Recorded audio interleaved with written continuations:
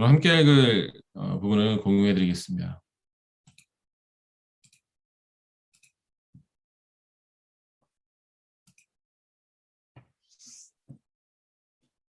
네. 오늘 주제는 기도하고 행동하는 당신을 통해 성령이 일하신다입니다.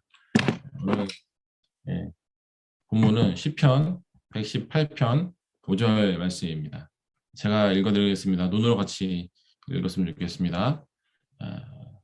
내가 고난을 받을 때에 부르짖었더니 주님께서 나에게 응답하여 주시고 주님께서 나를 넓은 곳에 세우셨다. 아멘. 기도하고 행동하는 당신을 통해 성령이 일하신다.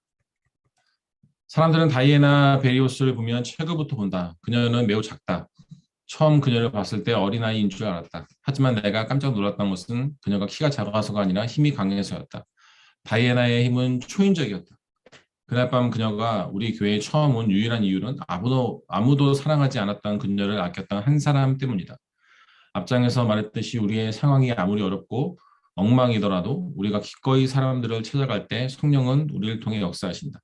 하나님에게 순종하여 이 불덩이 같은 여자를 찾아가는 사람이 있었다. 주님은 그 믿음과 순종을 귀하게 보시고 놀라운 은혜로 다이애나를 구원하셨다. 이제 소망 없는 싸움꾼 인생을 살게 되는 다이애나의 이제 삶의 이야기를 나오는 장면들입니다. 같이 보시겠습니다. 내 키는 정확히 122.7cm다. 내 어머니가 키가 작으신데 그것 때문이었을까? 알코올 의존증에 시달리던 아버지는 술만 마시며 어머니를 때렸다. 머리채를 잡고 벽으로 던지기도 했고 심지어 어머니 머리에 총을 겨눈 일도 여러 번이었다.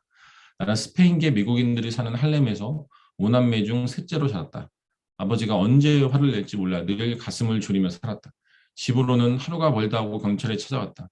아버지 매를 견디다 못해 어머니가 도망가는 날이면 우리도 이모네든 삼촌네든 도망가서 아버지의 화가 가라앉길 바라며 2, 3일 지내기도 했다. 하지만 모두들 다시 집으로 돌아갔고 아버지는 계속 어머니를 때렸다. 아버지는 어머니뿐 아니라 자식들까지 때렸다. 하지만 왠지 모르게 나만 때리지 않았다. 몸은 괜찮았지만 내 마음은 상처로 깊이 패였다. 사랑하는 사람들이 맞는 꼴을 보느니 차라리 내가 맞는 편이 더 낫겠다는 생각이 들 정도였으니까. 언니들은 집에서 벗어날 요랑으로 일찌감치 결혼했다. 나는 겨우 13살에 분노와 반항심이 온몸에 사무쳤고 내가 갈 곳은 거리뿐이었다. 나는 거기서 나와 처지가 비슷한 몇몇 여학생을 만났다. 알코올 문제나 폭력 문제가 있는 식구가 있든지 부모가 이혼했든지 가정이 온전한 아이가 없었다. 우리는 모두 가슴속에 분노가 가득했고 세상에 복수하고 싶었다. 우리는 금방 한패가 되었고 그들은 내게 가족이나 다름없었다. 우리는 싸우고 욕하고 협박했다. 선생님들조차 우리를 무서워했다. 하지만 우리는 존경을 받았다. 우리가 패를 지우는 회원은 더 늘었다. 누구든지 아무든지 가리지 않고 싸웠다. 결국 나이 많은 언니들은 사탄의 스페이드라는 조직을 결성했다. 우리 조직은 곧 유명세를 떨쳤고 남자 고등학생들을 조직에 받아들였다. 이 모든 일은 1970년대 중반의 일이다. 남학생들은 보통 여학생들을 우습게 여겼는데 우리는 거칠기로 소문이 났기 때문에 고등학교 상급생들까지 우리 조직에 들고 싶어 했다. 조직은 차츰 방대해졌다. 우리는 조직을 세 집으로 나누어 활동했고 급기야 근처 동네 놀이터 하나를 접수해버렸다. 그러고는 놀이터를 우리 구역으로 삼아 죽기 살기로 지켰다. 나는 날마다 싸웠다. 머리를 말아 올려 그 사이에 칼을 숨기고 상대방이 쉽게 핥히지 못하게 얼굴에는 기름을 발랐다. 그야말로 제멋대로 살았다. 어머니는 내가 걱정이 돼 교사, 카운슬러, 정신과 의사들까지 고쳐줬지만 별 효과가 없었다. 나는 학교에서 늘 문제를 일으켰고 이 학교 저 학교를 전전하다 급기야 퇴학을 당했다. 하지만 나는 전혀 개의치 않았다. 온종일 공원에서 싸움을 일삼았고 환각제를 먹고 본드를 마셨다. 늘 환각 상태에 있었다. 있는 돈을 다 써서라도 그 상태를 유지했다. 환각제라면 심리 밖에서도 냄새를 맡았다. 얼굴에는 멍이 들고 마약에 취해 귀가해 어머니와 다투는 것이 일과였다. 아버지는 가족을 버리고 떠났지만 깊고 아픈 상처는 떠나지 않았다. 어쩜 하는 짓이 네 아비랑 똑같니? 어머니는 스페인어로 말했다. 이아 델 디아블로. 넌 악마의 딸이야. 우리는 서로가 못마땅했다. 나는 어머니가 자식을 지켜주지 않아서 무엇보다 스스로를 지키지 못해서 화가 났고, 어머니는 내가 탈선을 일삼고 아버지처럼 폭력적으로 변해서 화가 났다. 하지만 어머니는 용감했다. 체구는 작았지만 말썽이 생겼다는 소식을 들으면 서슴없이 나를 찾으러 왔다. 우리 본거지까지 찾아와 문을 두드리는 부모는 우리 어머니밖에 없었다. 총격전이 벌어지는 곳도 예사로 찾아왔다. 총알이 날아다니고 경찰이 사방에 있는데도 어머니는 나를 찾았고 나를 찾으면 집으로 끌고 갔다. 어머니는 무슨 수를 써서라도 나를 바로잡으려고 했다. 어느 날 어머니는 가정법원으로 가 체포영장을 신청하고는 내가 숨어 있던 친구 집까지 알려주었다. 부하가 치밀어 경찰차에 타면서도 어머니를 욕하며 고함을 질렀다. 엄마가 어떻게 나한테 이럴 수가 있어? 난 딸이잖아. 폭력 조직에서 활동하는 동안에도 체포된 적은 없었다. 그런 내가 엄마의 배신으로 경찰에 잡혔다. 그렇게 6개월 동안 브롱크스에 있는 소년원에서 지냈고 출감하자마자 길바닥 생활로 직행했다. 어머니는 나를 바로잡을 수 있다면 뭐든지 했다. 어머니의 가장 가까운 친구는 산테리아에 빠져 있었다. 산테리아는 부두교, 강신수, 영매, 점등이 혼합된 사탄적인 라틴 종교이다. 그녀는 나를 아기 때부터 알았다. 그녀는 어머니에게 기름과 화초를 사서 내 영혼을 목욕시키면 나를 바로잡을 수 있다고 했다. 어머니는 지푸라기라도 잡고 싶었기 때문에 양초와 성상들을 구입했다. 어머니는 안방에 제단을 만들고 그 위에 기름과 양초를 올려놓았다. 어머니는 그 종교 의식에 따라 내게 영혼의 목욕을 시키려고 했다. 처음에는 반대했다. 하지만 울면서 부탁하는 어머니를 뿌리칠 수 없어 결국 허락하고 말았다. 밤새 마약을 먹고 환각 상태로 새벽 서너 시에 집으로 왔고 아침에는 어머니가 시키는 대로 영혼의 목욕 의식을 했다. 어머니는 기름을 머리와 이마에 바르고 화초를 내 몸에 문지르며 친구가 알려준 대로 주문을 계속 외웠다. 성 바바라, 성 나자로 등 늘 내가 모르는 성자들에게 바치는 주문이었다. 어머니는 영어를 못했기 때문에 스페인어로 주문을 외웠다. 그리고는 내 이름을 쓴 종이를 성상 밑에 넣고 양초에 불을 붙인 후 주문을 더 외웠다. 이후 몇 년 동안 날마다 그 의식을 행했다. 나는 되게 환각 상태였기 때문에 어머니가 무엇을 하든 어떻게 하든 상관하지 않았다. 내가 거리에 있을 때조차 어머니는 친구들을 집으로 불러 귀경한 강신술 회합을 열었다. 함께 참석한 적이 없으므로 그들이 회합에서 무슨 일을 하든지 몰랐다. 하지만 어머니는 점점 더 깊이 빠졌다. 승리는 예수 그리스도의 것. 나이가 들수록 나의 약물 중독은 더 심해졌다. 조직 활동도 계속했다. 내 생활은 변화가 없었지만 어머니는 변화가 생겼다. 어머니의 친구분이 어머니에게 복음을 전했고 어머니는 예수 그리스도를 구주로 영접했다. 어머니는 날마다 나를 위해 기도했다. 어머니는 교회에 관해 그리고 교회에서 배운 것에 대해 말해줬지만 나는 어머니가 이야기하는 예수님에 관심이 없었다. 어머니는 몇 달 안에 성상을 모두 치웠다. 하루는 어머니가 예수님의 이름으로라고 외치며 망치로 성상을 깨부숴왔다. 또 하루는 교회에서 온 사람들이 우리 집에 기름을 발랐다. 급기야 어머니가 미쳤구나 싶었다. 그날부터 어머니는 교회에 같이 가자고 했지만 나는 거절했다. 내 속에서 어둡고 영적인 뭔가가 나를 단단히 붙잡고 있는 듯했다. 어머니는 계속 전도했고 몇 차례 교회에도 갔지만 그리스도를 영접하는 시간이 되기 전에 교회를 떠났다. 나는 예수님이 싫었다. 분노에 사로잡혀서는 내 인생은 점점 더 타락했다. 조직에서 싸우는 것으로 더 이상 만족할 수 없었다. 모든 사람을 죽이고 싶은 마음뿐이었으니 그대로 두면 살인자가 되는 것은 시간 문제였다. 뭔가가 나를 지배하는 듯했다. 때로는 격렬한 발작을 일으켜 집안 살림을 모두 부수었다. 어머니를 때리지는 않았지만 전등을 마루로 던져 깨뜨렸고 벽에 붙은 것들을 모조리 떼어냈다. 마약과 조직 탓에 분노를 통제할 수 없다는 핑계를 댔지만 어두운 세력에 포위당한 느낌이 들었다.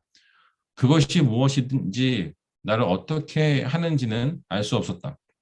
조직에서 위상 때문에 브롱크스에서 나를 모르는 사람은 없었다. 그래서 내 나이 또래 애니라는 아이가 그리스도인이 됐다는 소식을 들은 어머니는 애니가 나를 알지도 모른다는 생각에 애니에게 전화를 걸어 도움을 청했다. 애니도 그리스도인이 되기 전에 마약을 했기 때문에 내 처지를 잘 알았다. 애니는 어머니의 간절한 부탁에 나를 만났다. 애니는 나에게 예수님을 전하면서 자기가 다니는 브루클린 태버네클 교회에 가자고 했다. 나는 교회 안 가. 하지만 애니는 물러나지 않았다. 내 어머니가 날마다 전화하셔. 날마다 너를 어떻게 해야 할지 모르겠다며 울면서 이야기하셔. 우리 교회에 가서 기도도 받고 목사님이랑 이야기도 해. 가겠다고 했지만 약속한 날이 되면 늘 애니가 찾지 못할 곳으로 사라졌다.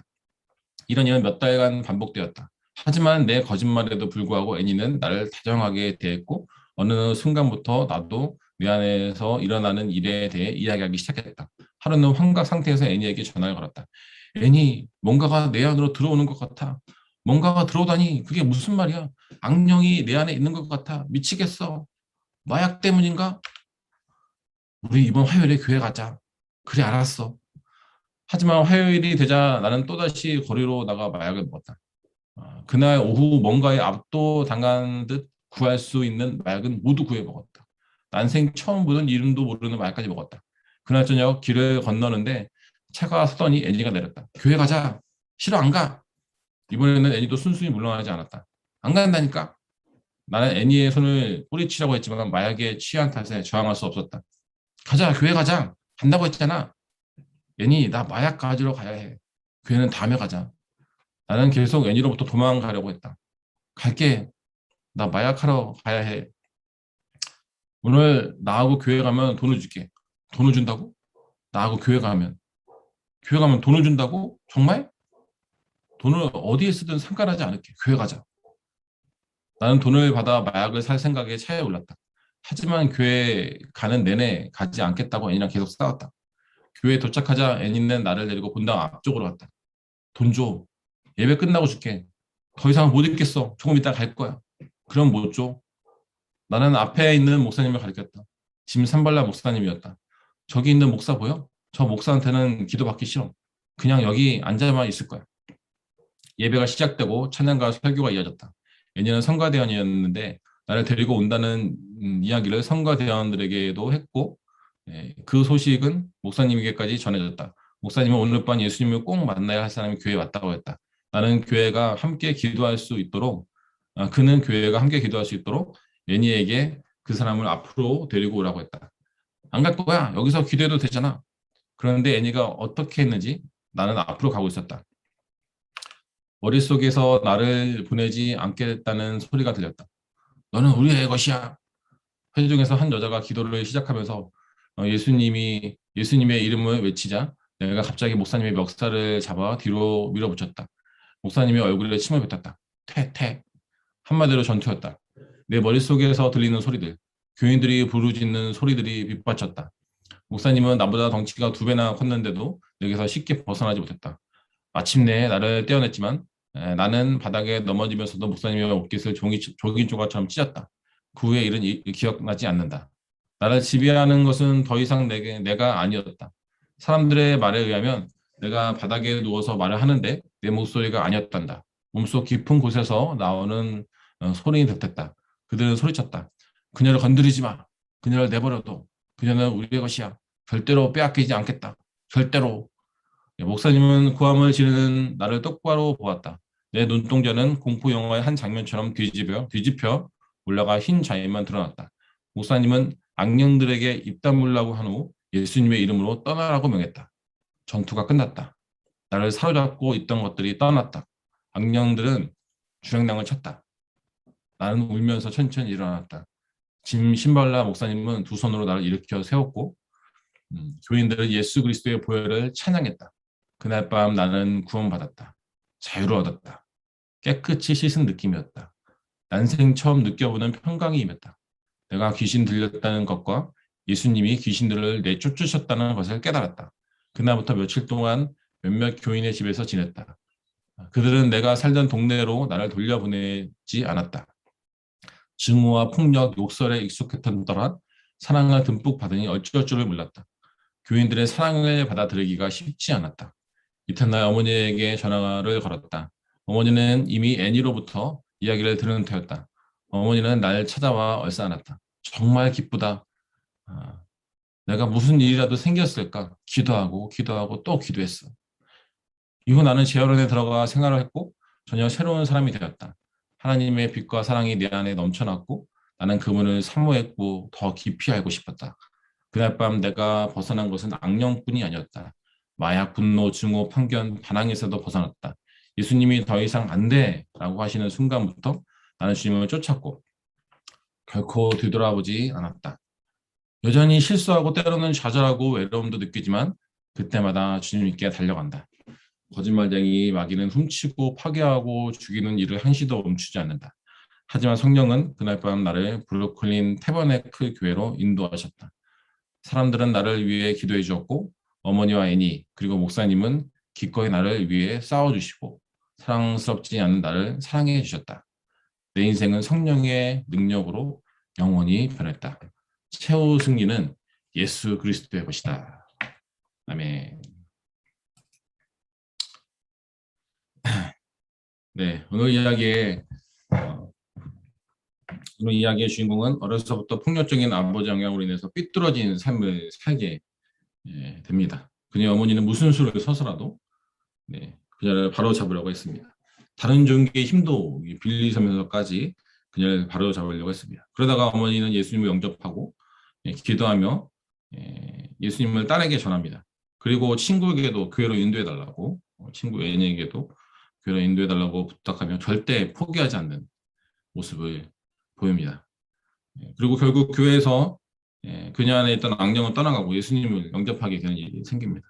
이때 어머니는 이런 말을 했습니다. 정말 기쁘다. 너에게 무슨 일이 생겼을까 기도하고 기도하고 또 기도했다. 결국 어머니의 끊임없는 기도와 딸을 포기하지 않는 노력이 성령님의 역사하심으로 이어지는 모습을 보게 됩니다. 혹시 우리들 가운데 오랫동안 응답되지 않는 기도 제목이 있지는 않습니까? 우리의 기도가 끊기지 않는다면, 포기하지 않는다면 하나님의 때에 성령님의 일하심으로 나타날 줄 믿습니다. 그 성령님을 의지하며 기도하는 시간 되기를 소망합니다.